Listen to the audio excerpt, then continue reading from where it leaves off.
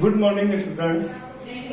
आज हम लोग शब्द रूप के बारे में जानेंगे। शब्द रूप क्या है? संस्कृत में शब्द रूप का महत्व बहुत ही अधिक है।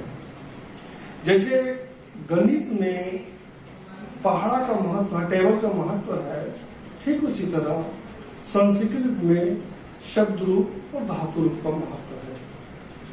आज मैं बहुत ही आसान तरीके से आपको अनुवाद बनाने के लिए सिखाऊंगा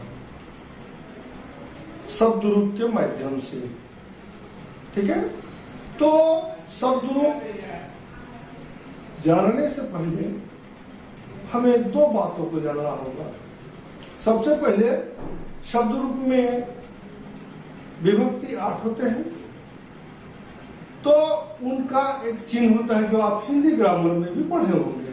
जैसे कर्ता ने कर्म को करण से, उसको यहाँ पर आप वैसे नहीं याद करेंगे। यहाँ पर प्रथमा ने द्वितीय को तृतीय से लगाव, चतुर्थी को के लिए पंचमी से अलगाव, षष्ठी का के की रा रे री, सप्तमी में पर संबोधन हे अरे अजी।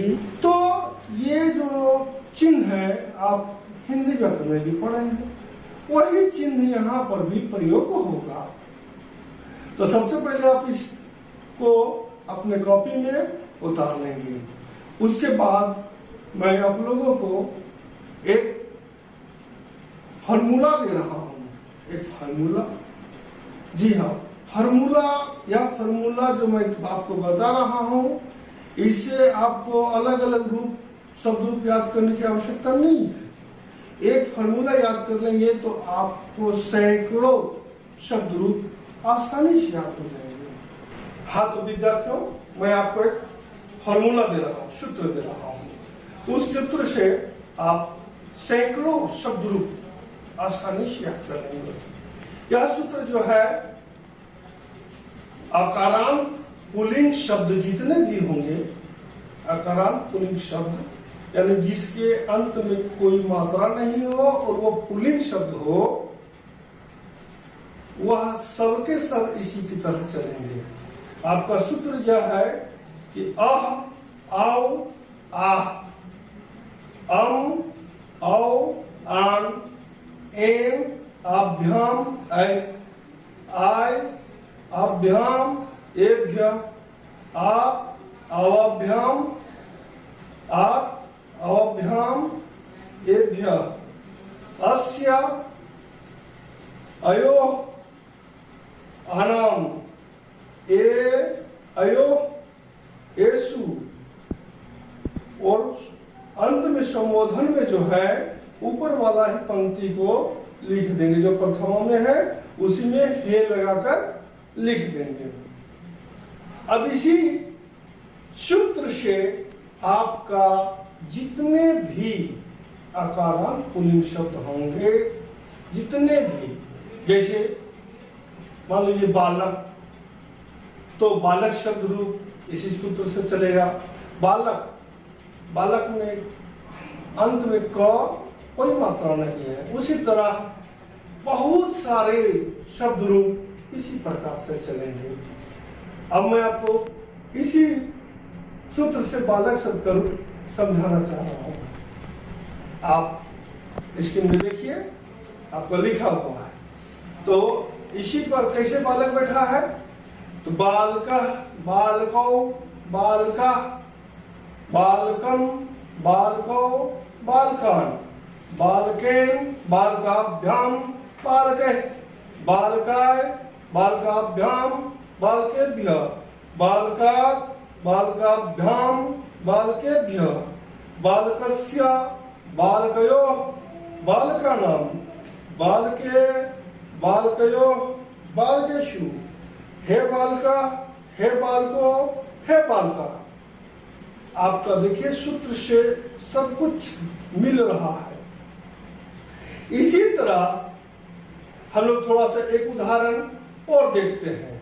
जैसे मान लीजिए देव शब्द का रूप बैठाएंगे, तो देव शब्द का रूप भी ठीक इसी तरह बैठेगा, इसी सूत्र पर बैठेगा। जैसे देवः देवो देवा, देवम देवो देवान, देवेन देवाभ्याम देवः, देवाय देवाभ्याम देवेभ्यः, देवात् देवाभ्याम देवेभ्यः, देवस्य देवयोः देवानां, देवे देवयोः देवेषु, हे देवा हे देवो हे देवा। मान लीजिए राम शब्द का रूप बैठाना है, तो राम शब्द का रूप इसी तरह बैठेगा। राम रामो रामा, रामम रामो रामान, रामेण रामाभ्याम रामे, रामाय रामाभ्याम रामेभ्यः, रामात् रामाभ्याम रामेभ्यः, रामस्य रामयोः रामाणां, रामे रामयोः रामेषु, हे रामा हे रामो हे रामा। इसी तरह से जितने भी अकारांत पुल्लिंग शब्द हैं सभी के सभी इसी सूत्र पर बैठेंगे। तो हो गया ना, आप एक याद करेंगे तो आपको सैकड़ों शब्द रूप बहुत ही आसान तरीका से याद हो जाएगा। और हम जानते हैं कि यह शब्द रूप नहीं जानेंगे तो संस्कृत में थोड़ा सा भी आगे नहीं बढ़ पाएंगे। संस्कृत में इसका महत्व सभी वर्गों में है। जैसे अनुवाद बनाने के लिए हम क्या करते हैं, आप चाहे किसी भी क्लास में हो, आपको परीक्षा में अनुवाद बनाने के लिए आता है, तो ये नहीं जानने से हम अनुवाद नहीं बना सकते हैं। इसको हमें पहले समझना ही होगा, समझने के बाद यह बहुत ही आसान हो जाएगा। आगे बढ़ते हैं, थोड़ा सा एक और लेते हैं। जैसे जितने भी अकारांत नपुंसक लिंग होते हैं वो सभी के सभी आपका इसी तरह चलते हैं, केवल दो पंक्तियां बदलता है, प्रथमा और द्वितीया में बदलता है, बाद बाकी ज्यों का त्यों उतरता है। एक एग्जांपल देखते हैं। जैसे मान लीजिए कि फल शब्द का रूप लिखना है, तो फल चूंकि नपुंसक लिंग हुआ, नपुंसक लिंग फल हुआ, तो इसका हमने अभी बताया था कि प्रथमा और द्वितीया में बदलाव होगा, चेंज हो जाएगा। जैसे फलम फले फलानी प्रथमा में ये होगा, द्वितीया में भी यही होगा, फलम फले फलानी, यानी कि फलम फले फलानी, फलम फले फलानी। उसके आगे बाकी जो सारा सूत्र है तृतीया से लेकर संबोधन तक सभी के सभी उसी के तरह हूबहू बढ़ जाएंगे। तो हम चलिए फल शब्द का रूप आपको बता रहे हैं। फलम फले फलानी, फलम फले फलानी, फलेन फलाभ्याम फलः, फलाय फलाभ्याम फलेभ्यः, फलात् फलाभ्याम फलेभ्यः, फलस्य फलयोः फलानां, फले फलयोः फलेषु, हे फलम हे फले हे फलानी। ठीक है, तो ये आप लोगों के लिए बहुत ही आसान हो गया। आप इसे केवल थोड़ा सा याद कर लेंगे तो आप सैकड़ों नहीं हजारों अनुवाद को चुटकी में बनाएंगे। ठीक है, आइए कुछ उदाहरण से मैं आपको समझाता हूं। आप उदाहरण में देखिए, सबसे पहले मैं उदाहरण लिखा हूं कि बगीचे में लड़के टहल रहे हैं। कहां पर लड़के टहल रहे हैं? बगीचे में। अब ध्यान देंगे आप लोग, बगीचे में, बगीचा का संस्कृत क्या होता है? उपवन होता है। ठीक है, तो में कहां का चिन्ह है? में सप्तमी विभक्ति का चिन्ह है। ठीक है, तो इसलिए हो जाएगा उपवने। ठीक है, बगीचे में। अब क्या है आगे?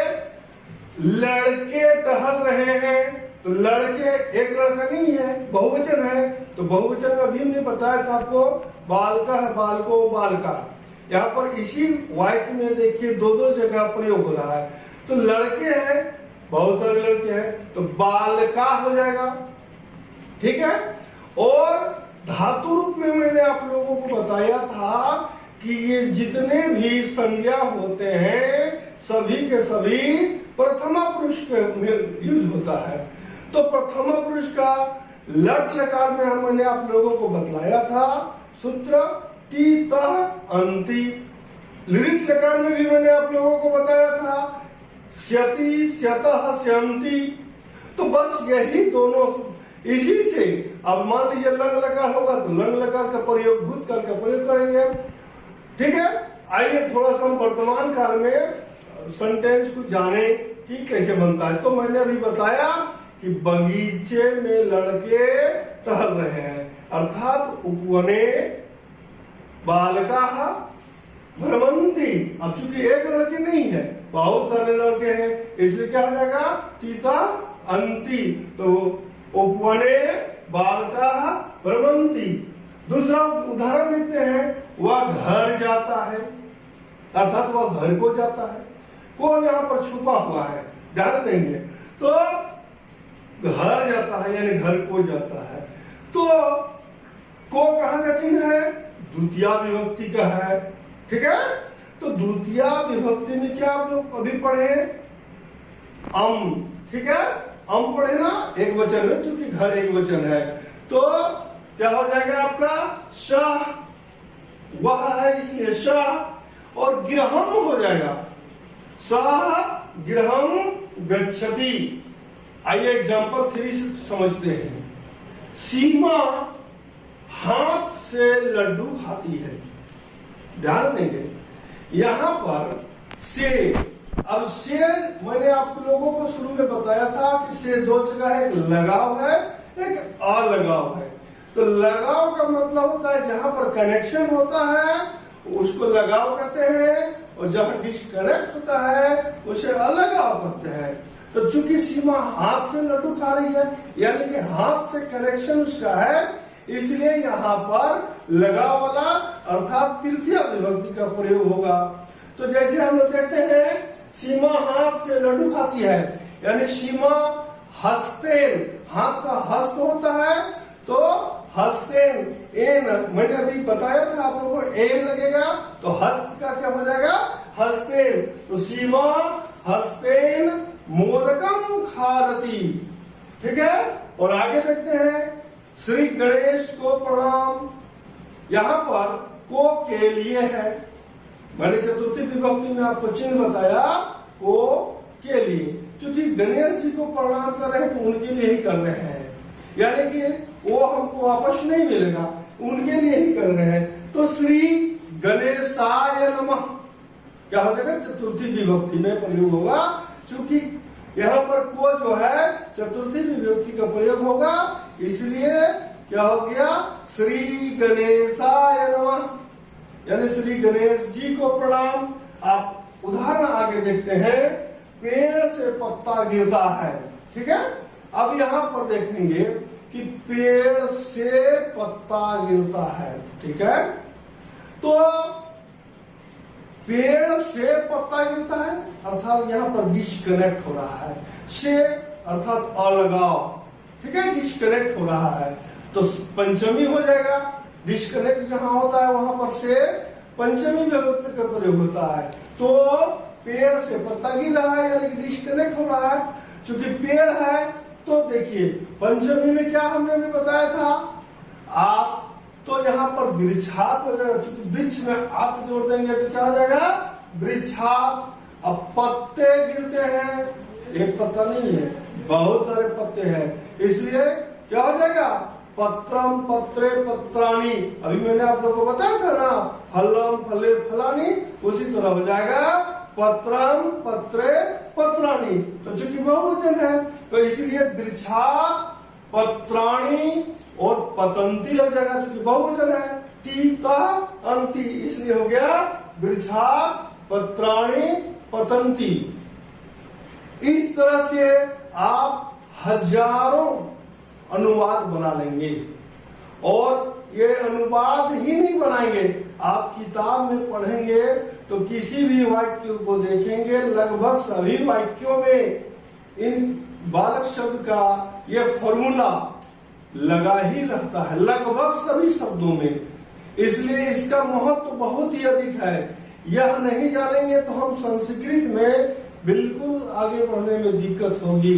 इसलिए इसे मैं जो आप लोगों को लिखा दिया हूँ उसे आप लोग अपने कॉपी में लिख लेंगे, और जो मैंने याद करने के लिए कहा है उसे याद बढ़िया से करके और घर में अभ्यास करेंगे। Okay, thank you.